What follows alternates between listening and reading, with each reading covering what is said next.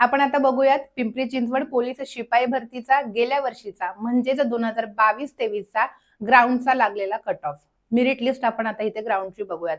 चला तर बघा, सर्वप्रथम आहे SEBC मुलांचा कट ऑफ 28, मुलींचा 26, EWS मुलींचा पण 26, मुलांचा पण 26, OBC मुलांचा कट ऑफ 34, मुलींचा 29, SC कॅटेगरी मुलांचा 30, मुलींचा 26 कट ऑफ, ST कॅटेगरी मुलांचा 26 आणि मुलींचा 25 कट ऑफ. त्याच्यानंतर आहे NTB मुलांचा 26, मुलींचा सुद्धा 26, NTC मुलांचा 30 कट ऑफ, मुलींचा 26 कट ऑफ.